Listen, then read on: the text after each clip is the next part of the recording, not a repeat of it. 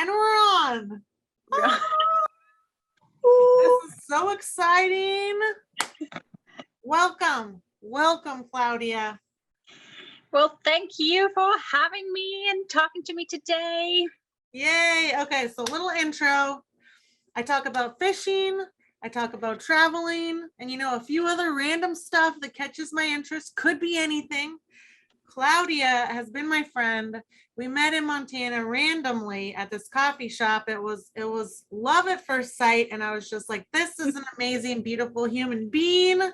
She's a traveler. She's interested in the same things that I'm into, and we just kind of blossomed from there. We just kind of took off, right, Claudia? Am I alone here? We're in this together. No, absolutely. We met at the coffee shop. I think we were both working on our laptops, and I saw your laptop, and it had all these travel pictures or like something about traveling, I think. So I was like, well, let me talk to you because you look like you're just like me. So I knew we connected, and we just like started like serendipitous. Talking about like, oh, where have you been? What have you been doing? And it's from there since then, joining adventures and inspiring each other for our travels. So yeah. So most of our friendship has been over WhatsApp, and we've only done a few things in person together just because I moved away and then the pandemic started. She was in Germany for a while, and basically since I met her, I've been wanting to do this interview. So I'm pretty excited to do this interview with her today. She inspires me in so many different ways. I feel like I'm a pretty confident traveler, or at least I was. Now that I'm 40, I have to reestablish myself in the traveling world, but I was pretty good at traveling by myself. And Claudia has traveled quite extensively hiking. Isn't that right, Claudia? Yes. Well, hiking only came, I was traveling, in many, many ways, working abroad, living abroad, traveling abroad, in many, many ways, but not usually hiking, except for, which is now 3 years ago. So 3 years ago, I made the decision that I would. Sunglasses, by the way. It's really bright over here. So it is a gorgeous day here as well. Our future's so bright. I gotta wear shades. We're lifting off. Well, you're just like blinded by my. That's right, by your radiance.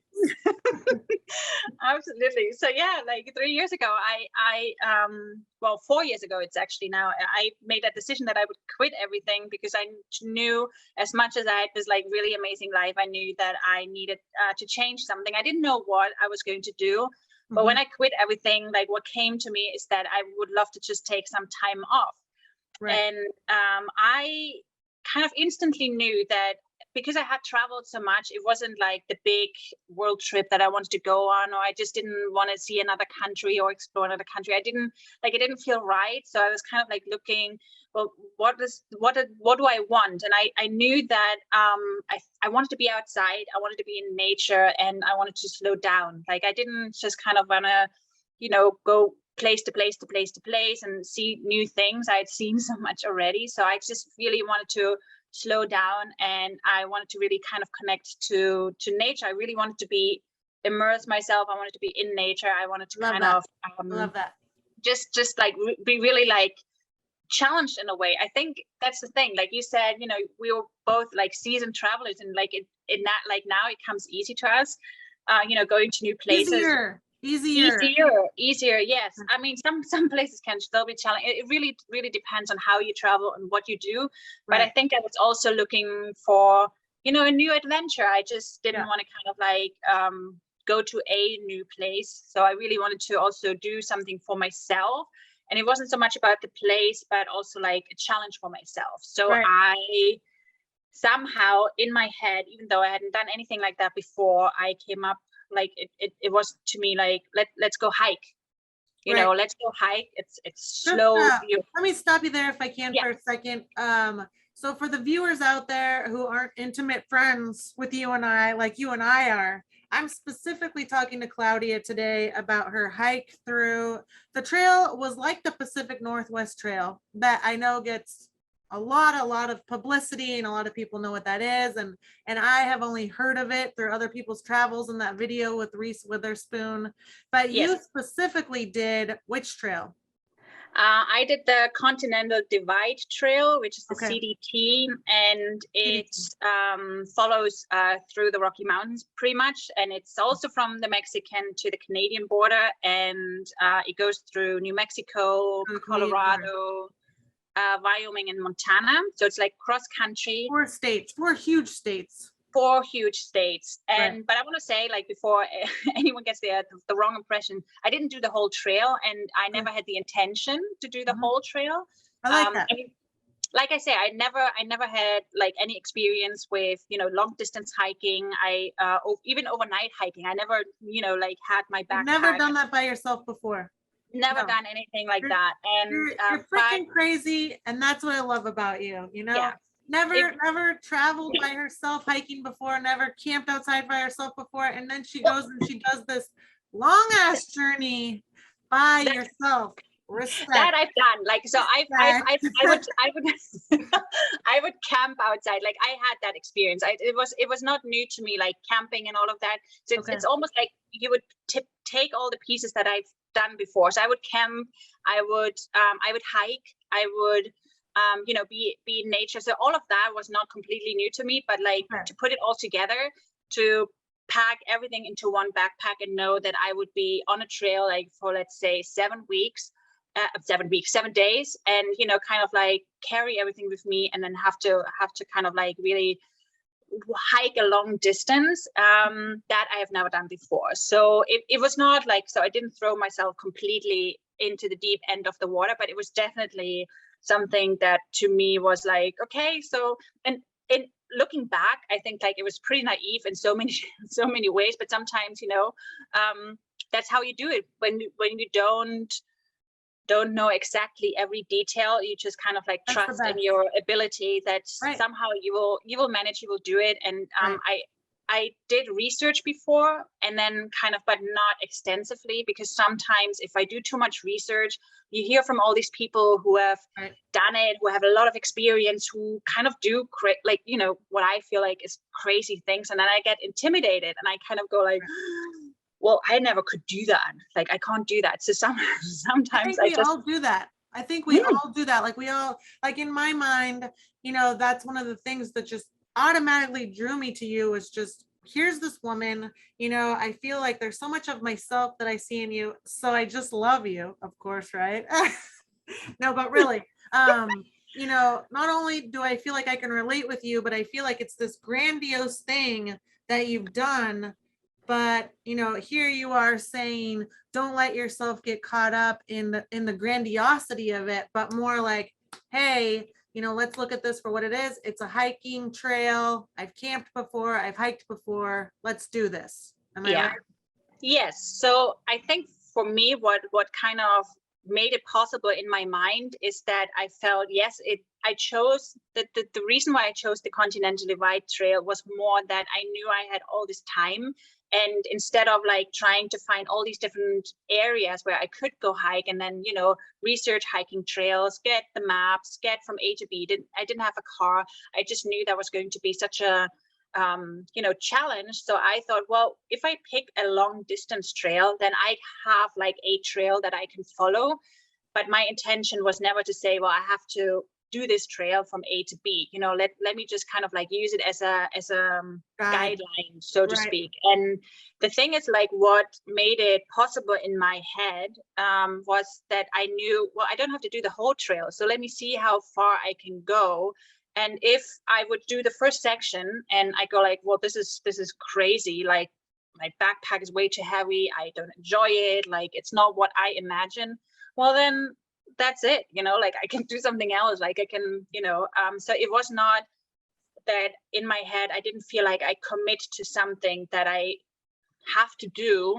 I was literally just like, let me start and let me try and see how far I get. And I think that makes it possible, instead of like seeing the, like, if you set yourself a certain goal, which can be great. It can be very motivating to say, I want to go from Get to Mexico the to top of the Canada. mountain or whatever. Or Yeah. get to the top of the mountain, Yeah. exactly. Whatever it is, it can be very motivating because it makes you commit to something and stick to something, but it can be also overwhelming if you haven't done anything like that before, because you're kind of like, oh my god, that's massive, that's huge, and like, can I even do it? If in my case, like, I didn't have any experience, so I didn't even think that big. I just said, like, I really, I will use that trail and see how far I get. And that was pretty much it. I started, and I don't know how much I did of the maybe a quarter in the end of the day. Maybe I did a quarter of the trail, which is still considerable, but How I did. long were you out there?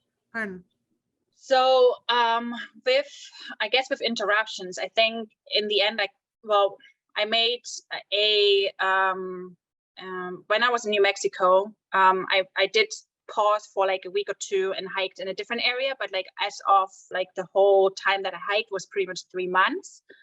So Wow. I knew I had 6 months in the US, and I kind of like, my intention was to use the time hiking, and I thought, well, this trail definitely would give me 6 months of hiking if I wanted to.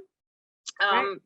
Most people that do the whole trail probably take between like 5 to 6 months to do the whole trail.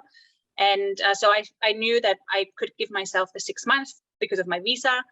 And but the way it kind of happened, I had to skip Colorado because it was a late snow year, so I knew that I didn't want to go into the mountains with all the snow, and like, I didn't have the gear, I didn't want to do it alone. And then a friend of mine joined me for a section of it from Germany, and she kind of left to Canada after that. So we kind of like skipped ahead at some point, like to do the last section of it, which is the Glacier National Park in Montana. So that's how I ended up in Montana already at the Glacier National Park after 3 months. I did not know that was part of the same trail, that Glacier National Park Trail. Oh, interesting. Yes. So the Continental Divide Trail ends in Glacier National Park. And so yeah, I just happened to be there after 3 months because I skipped sections, and we kind of accommodated as we went along, and so I could have made that decision to say, well, I still have 3 months left, let me either hike back, I mean, there were still loads of sections that I hadn't done, so I could have just continued hiking, but for some reason in my head I was like, well, I just reached the Canadian border, so I kind of reached the end of the trail. So I'm already here. Yeah, I done it. Like, I skipped most of it, but like, I've done it. Before you say it, because I know where you're going with this, or at least I feel like I do. Yeah. So just when you think that she can't get any cooler, that she hasn't really had any experience doing this trail before, or long trails in general by herself, and you're like, wow, she just got done, with 3 months of hiking, a little bit by herself, or most of it, I would say, by yourself, right? Most of it by yourself, a little bit with your friend, and then you get to Glacier and you're like, wow, how do I do that? That's so cool. And then she's like, but then I just decided to buy a kayak, and I like kayaked by myself for a month. And you're just like, who are you? Like, who does that? Sign me up. I want to do exactly what you're like. How can I be like you? Like, show me. That's what we're here to talk about, That's what we're talking about. With you, how long were you gone? What was your backpack like? Like, I kind of want to get into the nitty gritty of it, because I just know that, at least I think, that there's at least one person out there like me. I would venture to say more. That's just like, how do you, number one, get up the balls to do it? That would be number one. And then once you have the balls, the time, the money, the time off work, I'd like to ask you how old you are, so that I tend to think like, well, now that I'm 40, a 40-year-old should act like da da da da da. You should have, a real job. You should have your savings. You should, if you don't have a home, you should be buying a home now. And you're like, so not like that. And I'm like, yes, there's one other person out there that doesn't put all these priorities ahead. And then also, for those 40-year-olds, that maybe do have the kids, that do have the home, that are kind of the more established, I don't think that this is out of the realm of possibility for them either. No. So, I think, are you 40 yet? I will turn 40 this year. So definitely will join the club. 40-year-old club. Whoop, whoop. There we go. But And yeah, you said like, oh, I'm like 40 now and I'm too old for that. I mean, I tend to think that. I don't feel that, but I feel like society is kind of like, oh, well, if you're not mid-20s anymore, then you're kind of yeah, done, And I'm I just would, like, I don't think so. I think there's a I lot would of do it in a adventure left. heartbeat. I would do it in a heartbeat again. And I think even, the age and like I was 36. I turned 37 on my hike, and I believe that I couldn't have done it the way. Well, so it could be either you're young and you're naive, like you just kind of like, I don't care about anything. Like, let me just do that. That was me in my 20s. I did a lot of Me traveling too. like Yeah, that. for Yeah, sure. Let's just figure it out. whatever. If we have questions, we'll ask someone along the way. Let's just go. Exactly. But like for me, I think that trip specifically, I may have not done in my 20s because it's a different thing when you kind of travel to other countries and you're kind of surrounded by, like, to me, I would say it would have been different if I just go to another country and I'm still go to places where I can figure it out as I go because I'm like surrounded by people, that I could ask. Correct. Right. Would I have done this hike? Maybe not, because maybe I wouldn't have trusted myself that the experience I've gained so far, which is like where my age I think came into The benefit. became a benefit, is that like my experience from travel kind of has been, everything will work out. You will work it out, and to Exactly. find that confidence in yourself to say, you will figure it out. It's, even if you don't have every detail, everything organized. I mean, it's my personality as well. Like, I'm very spontaneous. I don't like it planned to a T because I feel like it really restricts you. Whereas like if you leave it as open as possible, you kind of fall into it more as you adapt in the situation. And there's so much that can happen if you just have this open Mindset, kind of heart attitude, plan. attitude, and so much comes your way that you could never ever predict or plan for anything. So I really like to travel like that. And I don't want to say like if you didn't have that experience, like you couldn't do it. Like, I mean, it gave me a lot of confidence just to kind of like throw myself into it and like just believe it will be fine. So that's the confidence that came through years and years and years of traveling.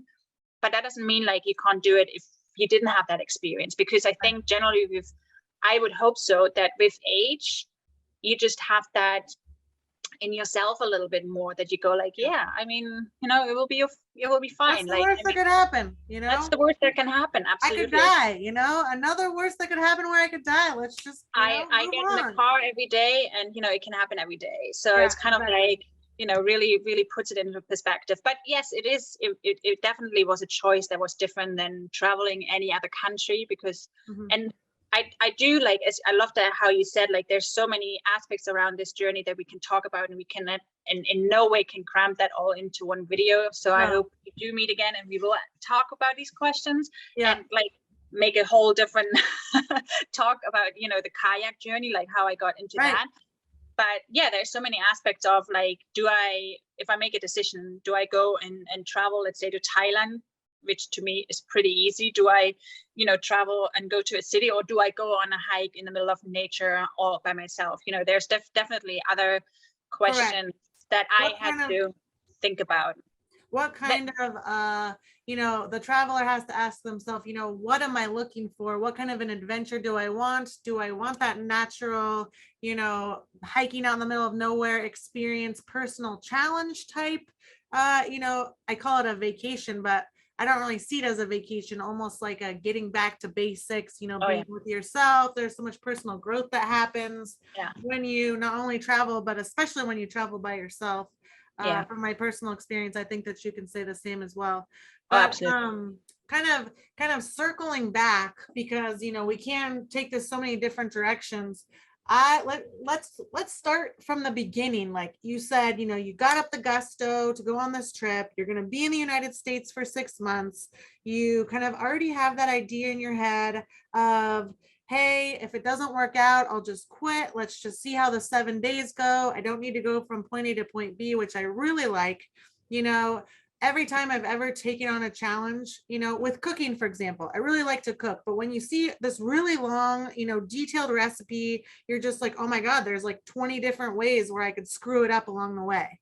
And you're like, okay, whatever, you know, I'll just try my best and see what happens. And that's like with your trail, you know, like you're just like, let's just try it for a week or a few days and see how I go and see, you know, if I'm scared shitless and I'm like, oh my God, the whole time, or if it's like, hey, this is great, let's try another week. So before you know, left for your journey, had you talked to anyone who had done traveling before? Like, how did you know what to take? How did you know, you know, because I wouldn't have the faintest idea. You know, you and I were talking before about just a backpack in REI.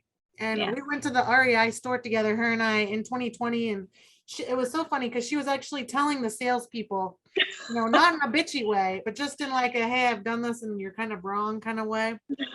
It was like, one of the guys was like, oh, you should check out this fresh water filter. And she kind of goes, yeah, you want this one, actually, this one over here. And I'm like, oh, why is that? You know, I'm like, she says that this one is better. And he's like, oh, and she's like, yeah, it's actually better because A, B, and C. And, you know, we're really using it all the time, you know, like I was, then A, B, and C. You weren't doing it to be a bitch at all. It was just pure experience. And he was like, well, that makes sense. Yeah, I can see that making sense.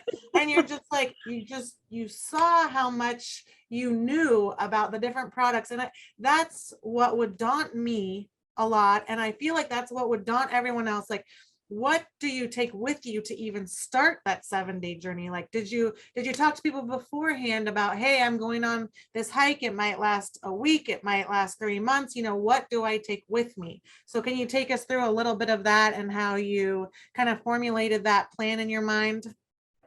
Okay, so yes, I can. And no, there is no answer that fits all. And I think that is what I quickly realized when I did start to research a little bit. You know, I kind of looked into these trails. I was pretty much just kind of looking for people who've done that trail and maybe other, you know, like long distance hiking and stuff. And it right from the get-go, it was kind of like my intuition not to actually go into it too much, but to kind of like, for some reason, even though I didn't have a lot of experience, stick to my own gut feeling as to what it is that felt right for me. Like, so if I would hear something and I would like be, that sounds like I wouldn't enjoy that, or that sounds like it wouldn't work for me, then like not to think, or just because they do it and they have the experience, that's the only way it can be done. I think that is, again, maybe from a little bit experience, so I have, you know, some camping experience, I have some hiking experience, but not at all. Like I've not really hiked in any way or anything, but, and even camping, I mean, you know, I grew up camping, but it was never about, how does the gear have to be so I can take it traveling? I mean, you kind of, you know, the idea, like, okay, so if you have to carry it, it has to be lightweight, it has to be, you know, it has to be small in size so it doesn't take up too much room. It has to be like, what do I prefer in a tent, for example, you know, when I set it up. So when I was checking out my gear, I did kind of mostly watch YouTube videos. I mean, I kind of did the whole, like I ordered books and stuff for other people who had done it, but there's a resistance in me sometimes, like to research too much. Like some people I know, they can totally research it to a T to get all these different opinions, but it's usually, for me, it's rather intimidating because it's kind of like, oh, you know, like they say this one thing, they say that one thing, and it's kind of, you know, what feels right for me. And I, especially with the long distance trail, most people that do long distance trails, especially those type of trails that go to Mexico to Canada, is they kind of follow this ultralight, you know, travel. I've heard of this before. Yes, this rings a bell. Yeah, so they kind of course, because they want to make the distance. So it's really about, you know, how can they be as light as possible so that they can walk longer distances, they can be faster. So if they don't want to have a heavy backpack, and, you know, it's become a bit of a, I would say, like a movement, and so to speak, so that you can all get all kinds of gear nowadays, like the lightest tent, the lightest shoes, the lightest this, the lightest that. So to them, it was literally like, you know, I mean, they would cut off the ends of their toothbrush just to save a few grams. And, you know, it was really kind of the backpack. It would strip it of all the extra, You told me attachment. this before. That's Yeah, extremely interesting. Just the yeah, fact that someone would break their toothbrush in half to get that less of weight to go with yeah. them. I mean, that's just, I mean, on the one hand, I think that's insane. And on the other hand, I think that makes so much sense. Yeah. So, So to me, like I took that information as, okay, yes, I have to try to go as low as possible. Like I have to get as light as possible because I know like you have to carry it all. At the same time, in my instinct told me that this was not going to be me. It was not my intention to do the whole trail. It was not my intention to be as fast as possible or to get the, you know, the first, like, you know, to walk the longest yeah. distance. It was, for me, it was literally like, I really want to enjoy the experience. And even if I walk very, very slow, which I am, I have a very slow pace, you know, then that's the experience. And my experience, like what was important to me. And I think that's what everyone has to kind of like Gauge. figure out for themselves, like, Yeah. what is it that you really want? So for me, it was like, it's more the outdoors experience. I do want to set up camp at the end of the day and be comfortable. I do want to, you know, change into some warm, dry clothes. And I don't want to sleep under a tarp. I want to sleep in a proper tent. I want to have, I want to cook.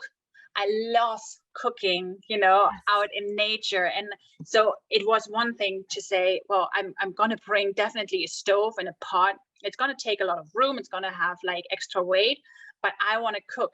I want to have something warm. I want to, you know, make myself a tea. So most hikers probably have some kind of stove with them, but it's maybe just to boil water because they eat these you know, like dried, I don't know what the English name for that I know, is. they're like dry, almost like army pack type foods. Yes. Yeah. Yeah, there's a dry, name for that. dry meals. You just add water, kind of, Yeah. right? Hot water. Yeah. So again, they're like super lightweight. They're super technical. They're super nutritious. So they really want to pack, you know, that you get a lot of nutrition on your hikes. But I was like if I'm going to be hiking or like if I'm going to be out there for 6 months, I don't want to eat like these ready, you know, Right. meals, like Yeah. you know, and it takes away the whole experience of cooking. And like if I'm out there for like a week, there's no fresh fruit and vegetables, you know, that's like you know, like you want to chop something like it, that's me. I Other people love that. When you other told people, me that, Yeah. told me that initially, I was like, oh my God, I want to be like her. I want to carry the vegetables. I can just see you like, you know, you're like hiking up this trail, like maybe passing somebody, and there's like a celery like poking up out of Yeah. your, you know, backpack. And you said that they would actually, it would be the other way around. They would see me with my heavy backpack and they all thought I was crazy. So you have to have the confidence to kind of like walk like past all these ultralight hikers, and they're like with their little baggy packs, you know, and they Right. but at the end of the day, if you camp with someone and you bring out avocado or fresh apple in the morning, Right. you know, everyone's like, you know, envious of you. But like, I mean, that was Right. if that's what they wanted to do, it was fine by them. But like for me, that was, I love that. and I knew that this would mean it was going to be very heavy. You know, it meant I wasn't going to have the lightest backpack. I was going to carry a lot.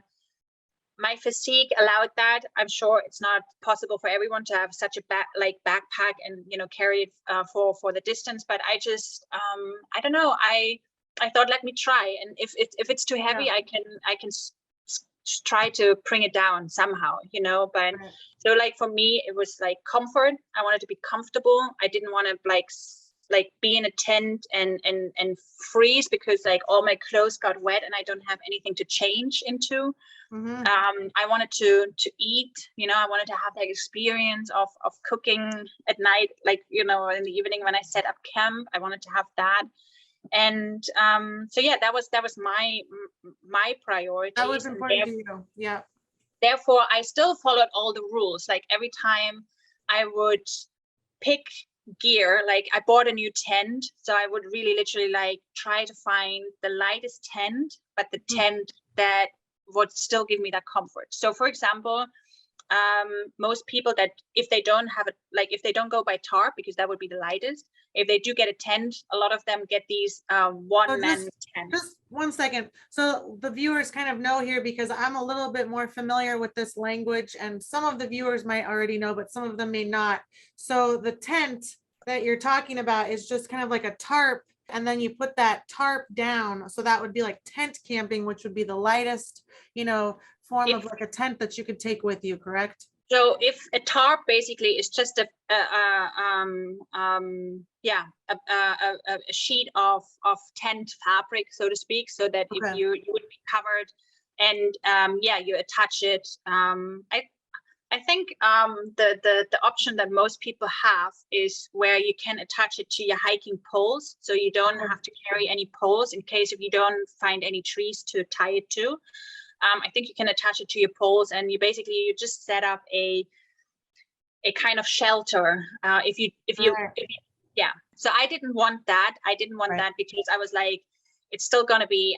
Like for me, I have camped under tarps, and it's perfectly fine. It's especially fine if the weather is reasonable. But I was like, the tent is really, a shelter, like a little home is a little bit shelter where turtle shell. Yeah.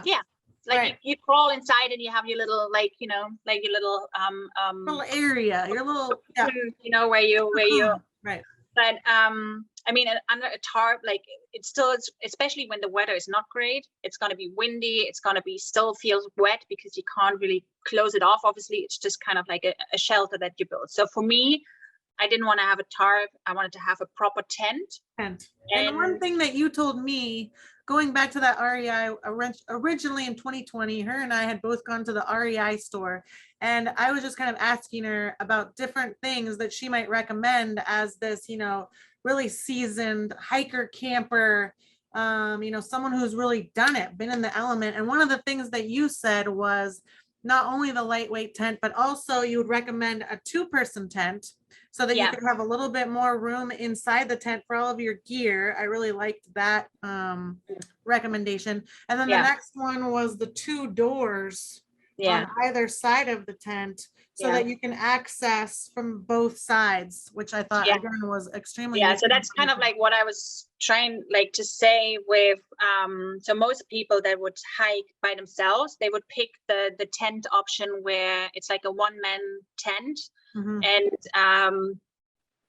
I've been in one like once, and it just felt very like small. To me, again, it's a personal other people will be very fine in it, but to me it felt very tomb-like. Okay. Like it felt very, very like and the thing is, like with your once you like it literally fits you. And like your gear, you can leave it outside, like under the when you have a tent, and you like usually you have like a little outside area. I see what you mean, almost like an overhang. So most tents have that if they have this inside tent and then the rain cover.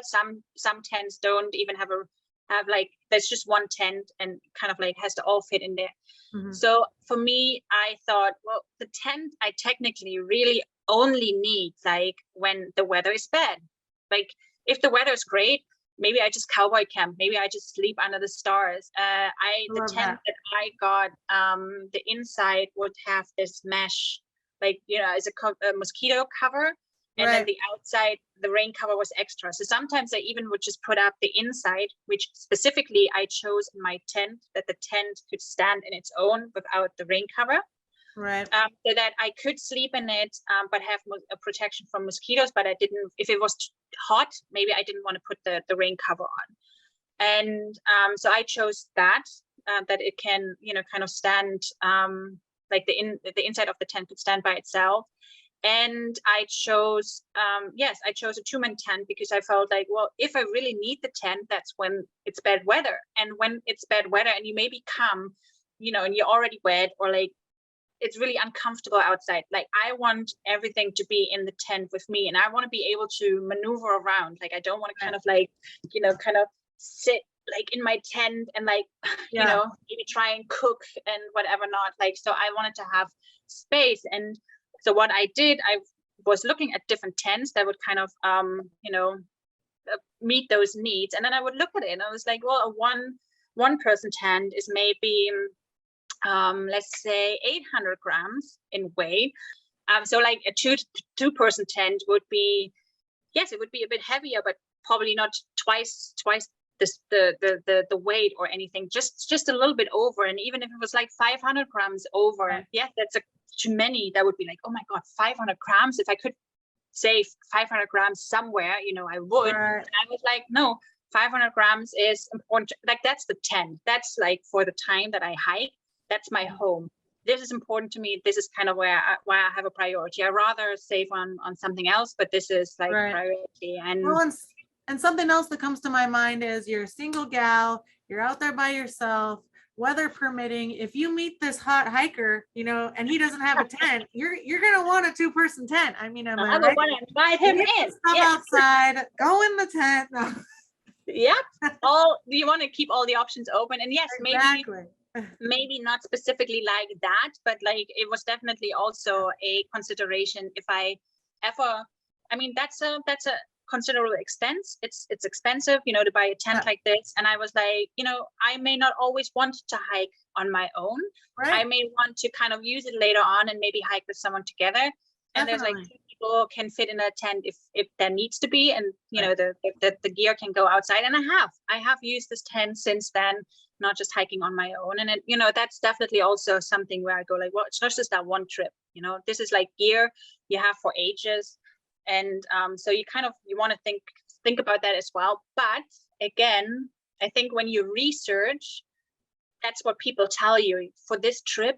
It's important, go as light as weight as possible, and whatever not, like save the weight. And I was like, well, to hell with it.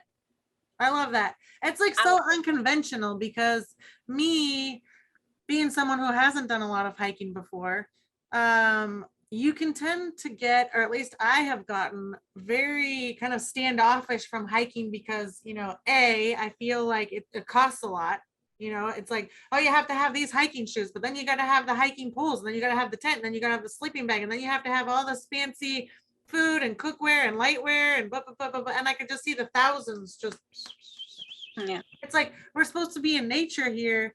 We're supposed to be, enjoying nature, I mean, again, it looks like whatever you want it to look like. That's how mine would want to look like. And do I have to pay, all these hundreds and possibly thousands of dollars in order to do that? And you're saying no, right? No, because first of all, I mean, again, it's great that there's these options out there today with all the gear. I mean, it's amazing how high-tech, how so lightweight, how whatever there is out there today, like try super fast, this and this and that. It's amazing that we have these options.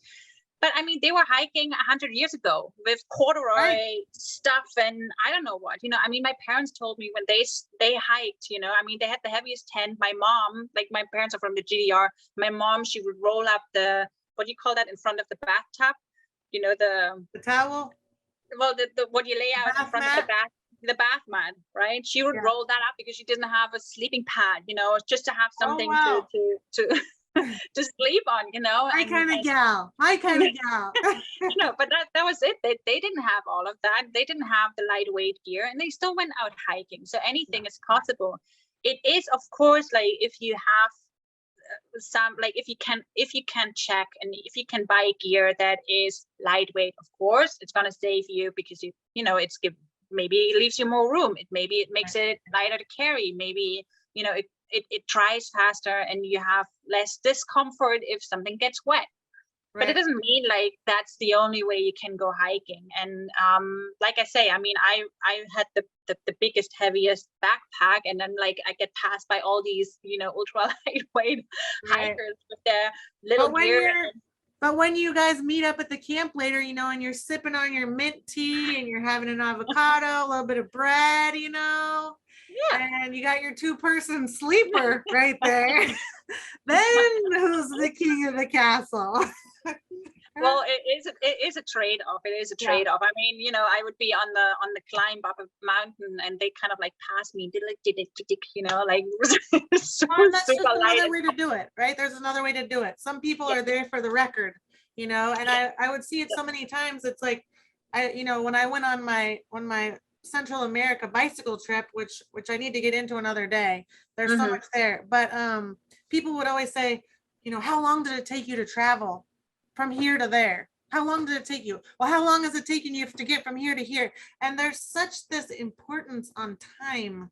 Yeah. And I feel like for myself, and it sounds like for you as well, and again, this is total preference, but I would rather concentrate on how to make my journey better Mm. than how to get there faster. It's all Yeah. about faster, better, Yeah. stronger, you know, time. It's like, no, I took time off for a reason. I don't want to know what time it is. I want to get up when I'm alert.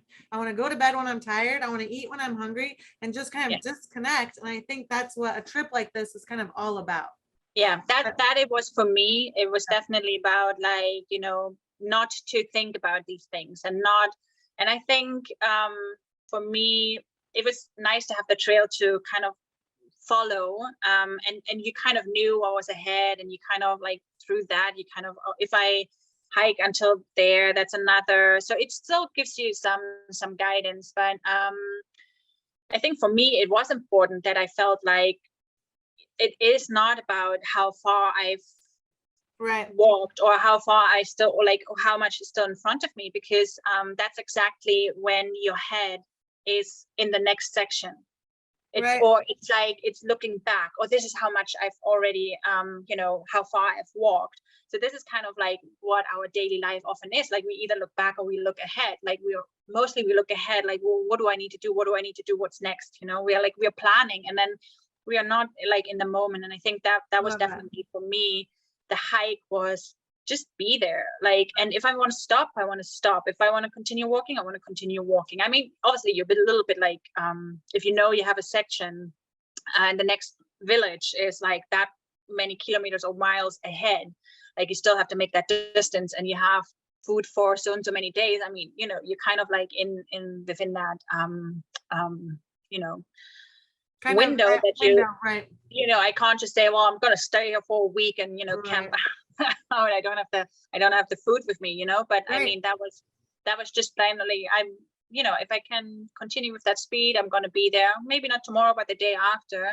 my food's still going to be fine for that, you know. Then I would give myself that time, and that was really to disconnect from the plan. Like, what's like, let me get to the town, and then I will think about the next section, you know. And I think we often don't know how to do that anymore, right? It's like we are so often thinking ahead that we are not in the moment. And that for me was literally, that's the experience I want to be in the moment. And yes, when I sit down at camp at night, I want to have that experience. Oh my God, I'm here and I'm like eating some delicious meal, and not to think like, oh, tomorrow, you know, hopefully I can reach. And like people, some of those hikers that I would meet, they would be in such a hurry. I mean, I remember that one time it's not bad. It's not bad. It's just different, right? It's just different. For them, there's a huge, for them, that's a huge gratification or like, you know, a satisfaction if they do that. If they, some of them have 2 weeks off, maybe a week off, and they want to do a whole section. So, and that's the beauty of travel in general. It's whatever you want it to look like. They would reach a town and they would be like, oh, I've done it in like 4.5 days. And there would be so much like, or even for them, for a lot of them, I think it's that challenge also against themselves, you know, like, and it's an amazing feeling when you push on and you make it happen and you reach there, and you know, you see what you're made of, what you've got. You persisted. And so there's a lot of, you know, a totally different experience in that. But to me, sometimes I would meet them, like there was this one situation I remember in New Mexico, and I had hiked, and there was quite a few. I could be like days where I wouldn't meet anyone, and sometimes you would meet a few of them. And I remember that one section, there was quite a few of them, and we come up out of this, like the longest hike through this forest, and then suddenly we come up to this cliff, and there's like the best, amazing, most special view over the whole mesa. Like you could just look like it was just amazing. What's just the mesa? It's just a view.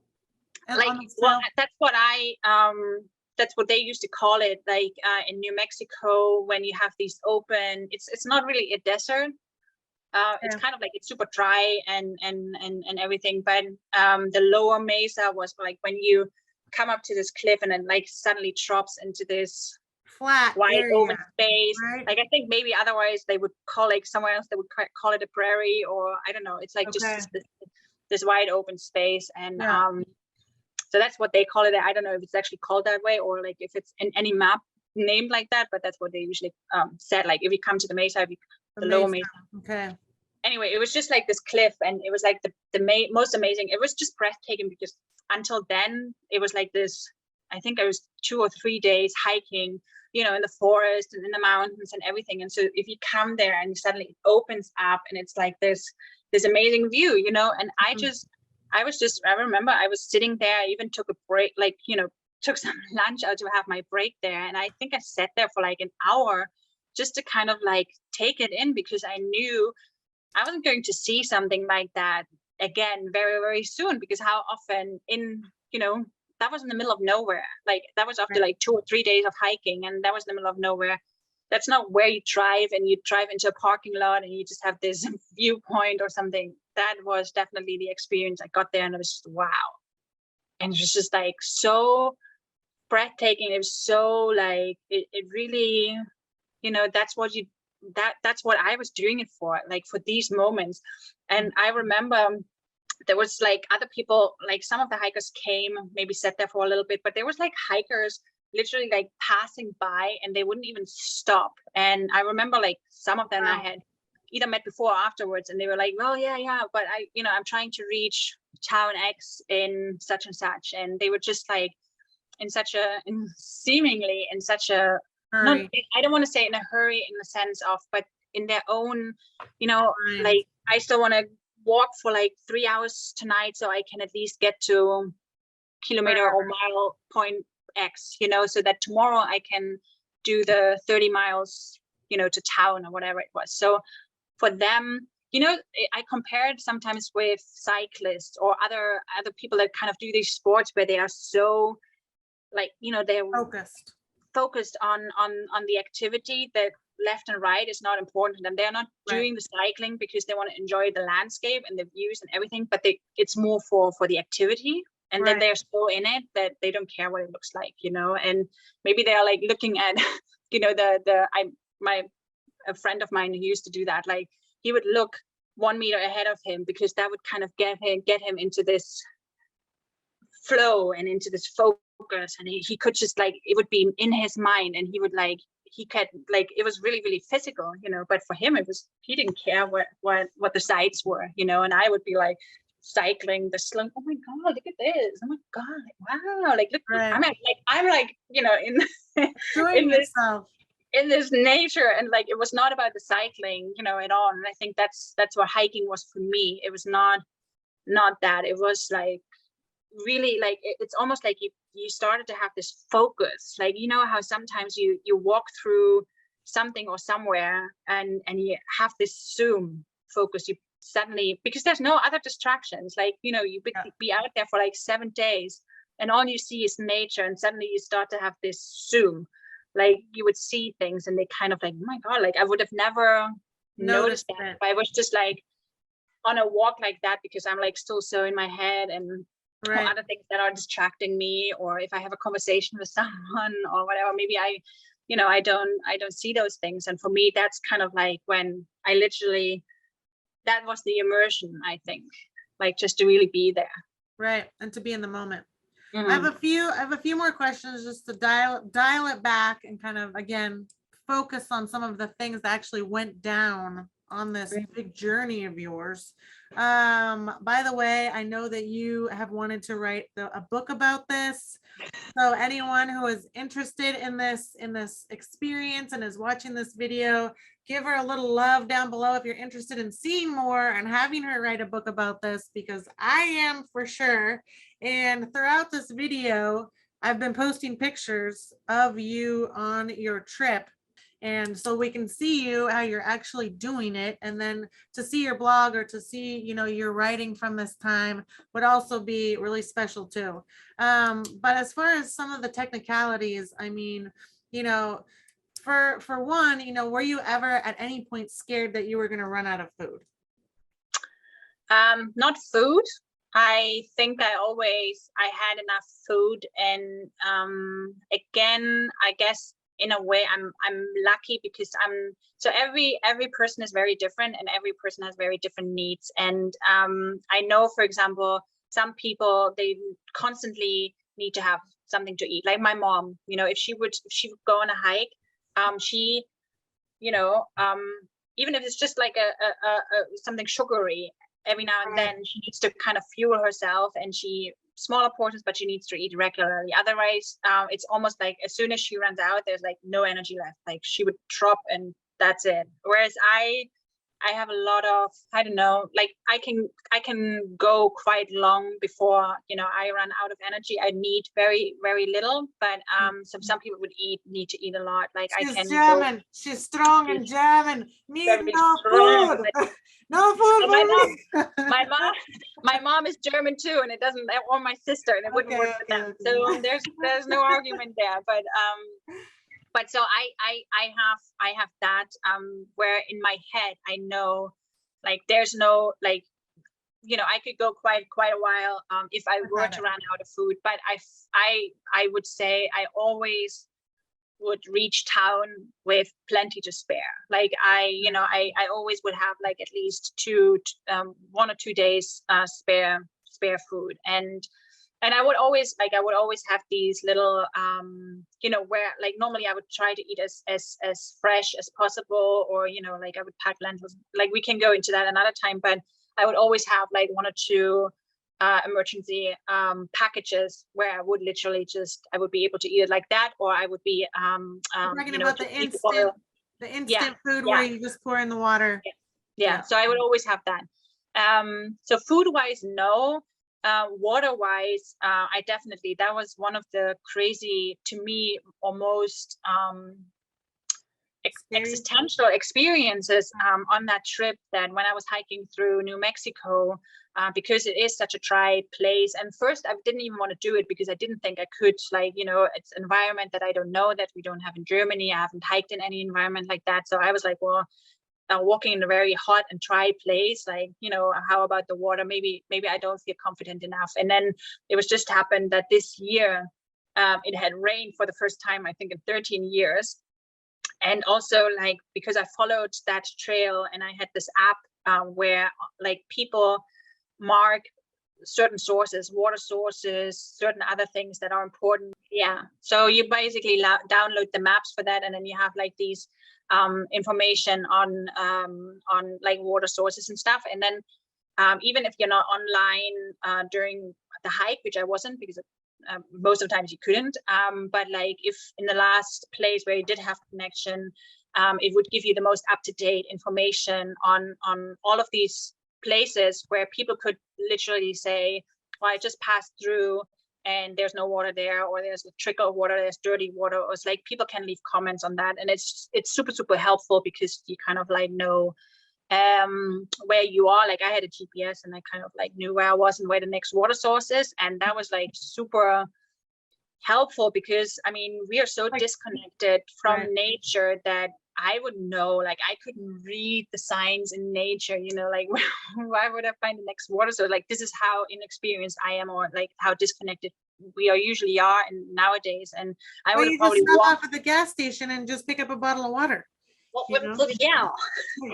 And so it was like I would have probably walked past some of these, or I would have never found any water sources. So when you say water source, like what does that mean? Does it look like a pond, or is it like a drinking fountain? I mean, it could be anything. It could be like a little river. It could be a little spring. It could be at one point I was literally pumping out of a mucky cow pond. It was like, it could have been like super disgusting. So I had my filter with me. So I would, you know, pump or filter out of the cow pond.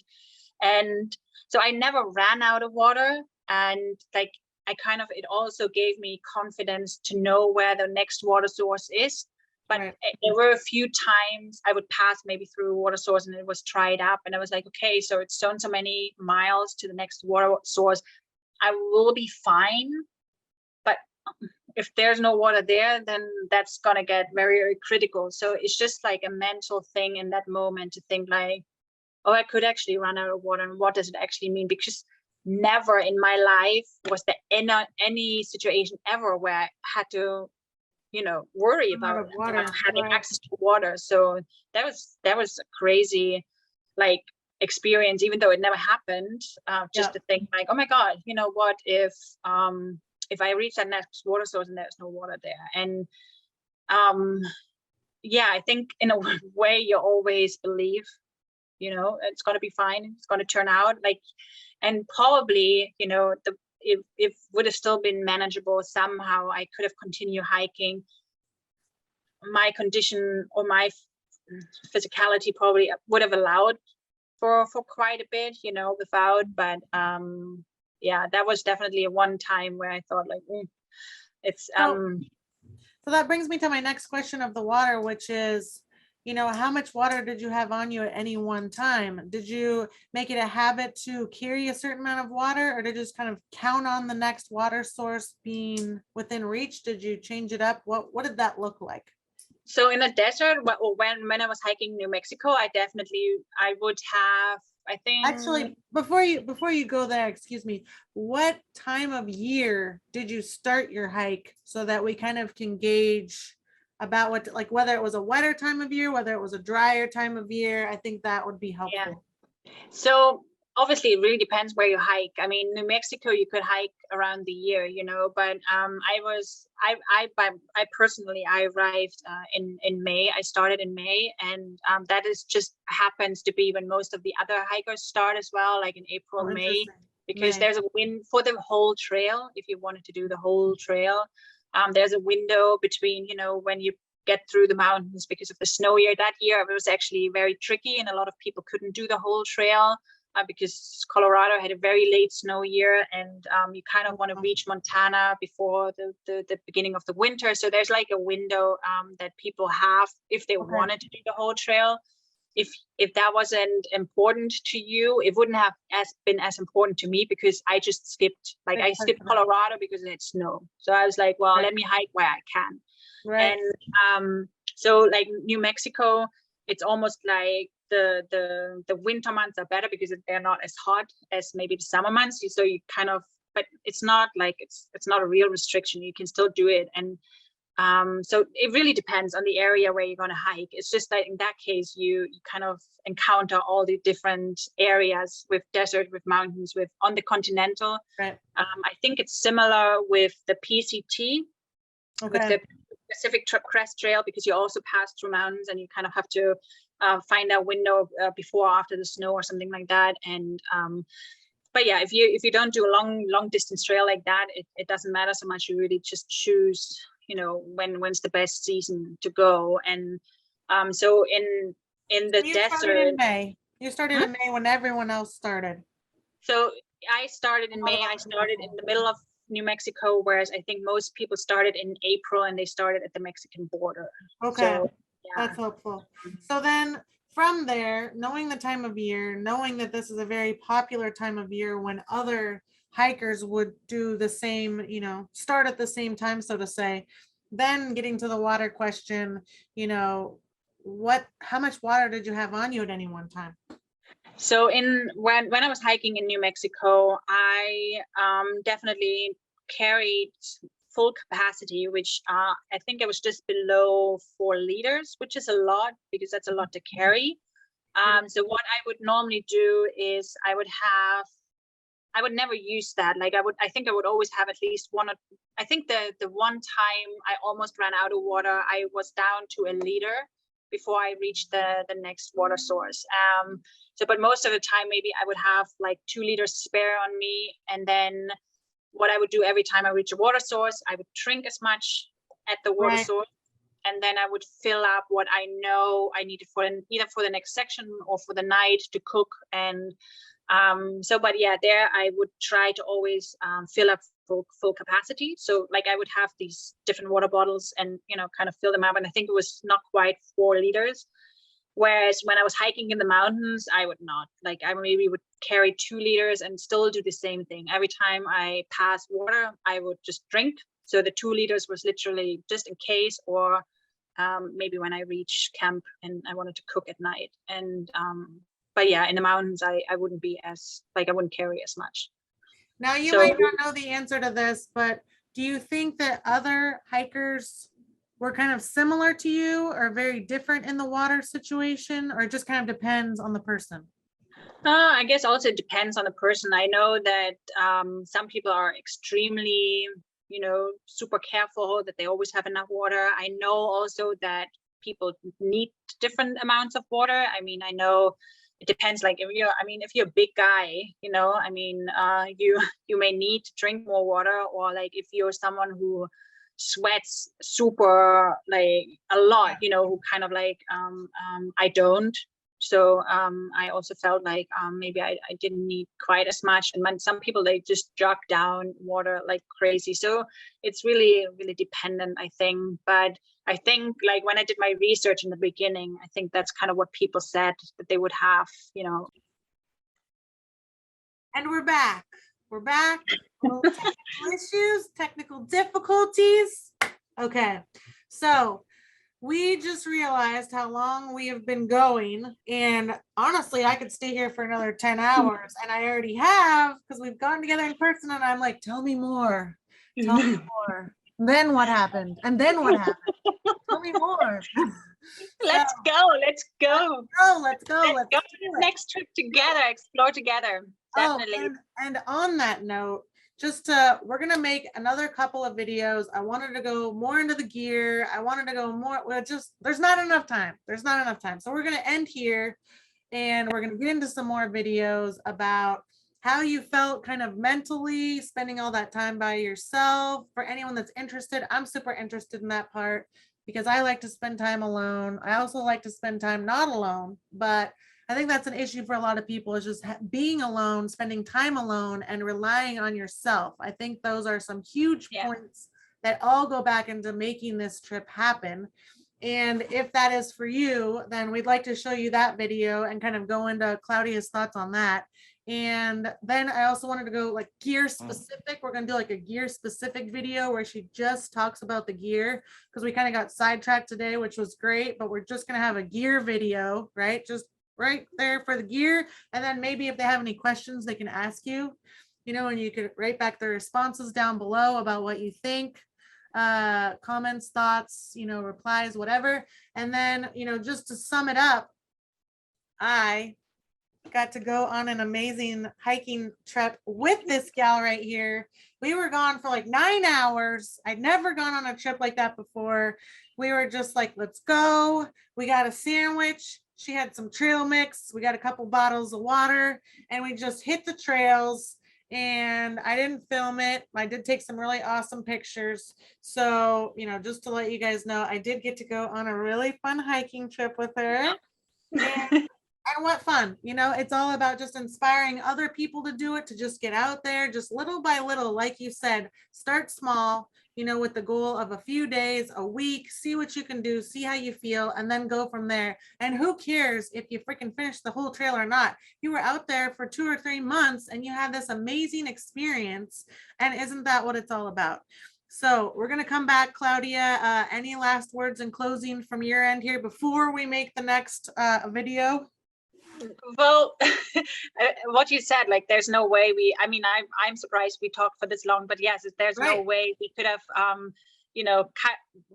cover everything. It's kind of like, you jump from one to the next and to the next to the next, because it's all very, very interesting, and it's impossible to cover that in a very short time. So I definitely agree that we should break it up and, cover maybe different areas.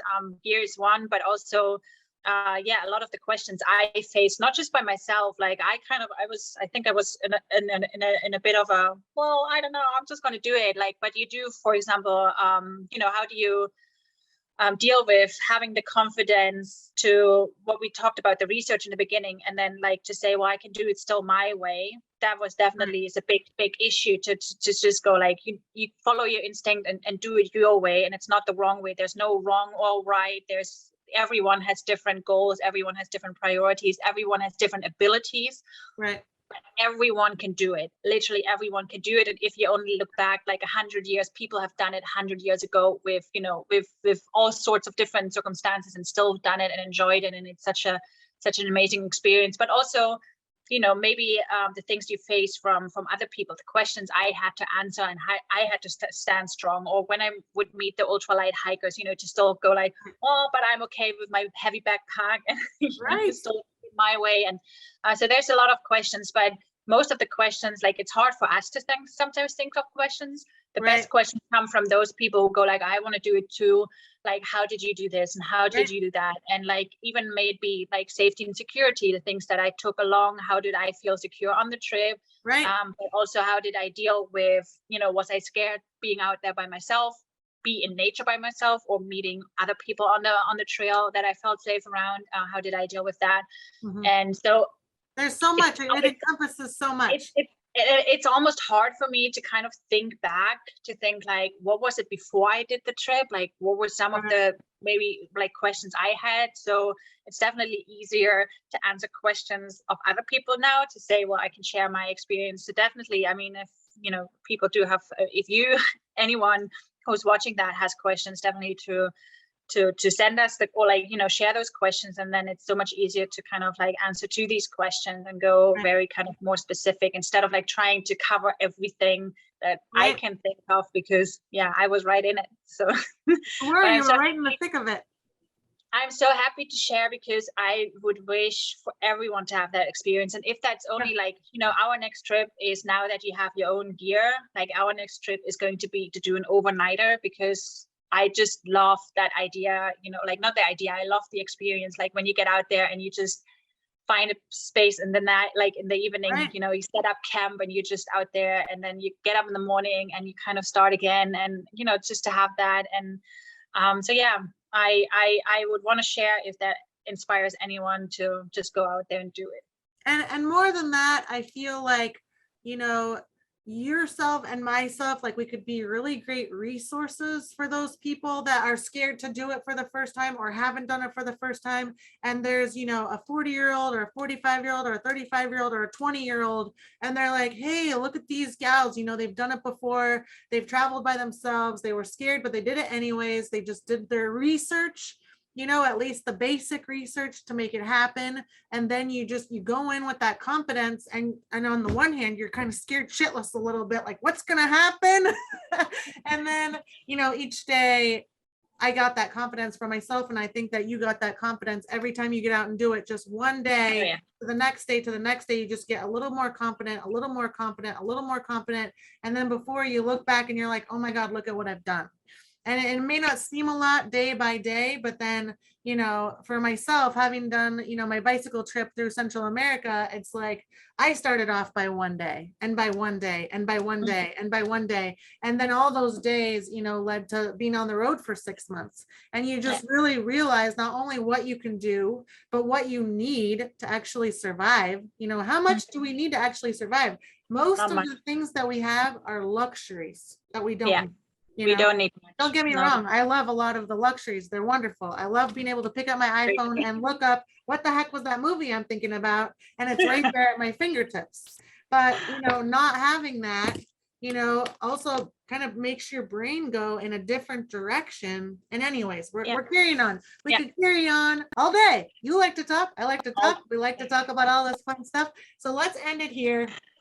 We will come back very soon. We will post this in the meantime, and anyone who has questions out there about anything, or any questions that you'd have for Claudia or myself, or we just like to be a resource, because we are kind of going for our own dream here. I told her in the beginning, 2 gals, 1 dream, you know, and we just see ourselves as very kindred spirits, and she supports me and I support her. And that's what we're here for. We're here to support each other and you and anyone else, you know, that we feel like we could help. Am I right? Absolutely. Absolutely. Anyone we can inspire and take along for the journey and for the ride. I mean, I would love to. Or you could just live vicariously through us, and, you know, just hit that like button and we're like, someone out there thinks we're cool. Woo! All right, my dear. Well, it was wonderful talking to you as always. Yeah. And the next time we get together, we will continue this conversation. We will do a video on the gear. Lots and lots more to talk about. So I love you, darling. I And love you bye, too. I love everyone again. else. And everyone else, thank you so much for watching. Yeah. Let us know down below what you think about this. Please let us know any questions that you might have about this. It can seem so daunting to get out there and do it. But when you see someone that's real in the flesh, like Claudia, like anyone else who has done what you want to do, it seems like it's so much more attainable. And to just look at it like that day by day by day, you know, and then reassess, it just makes it so much more accessible. So we will be back. Thank you so much for watching, and Auf Wiedersehen for now. Auf Wiedersehen. See you soon.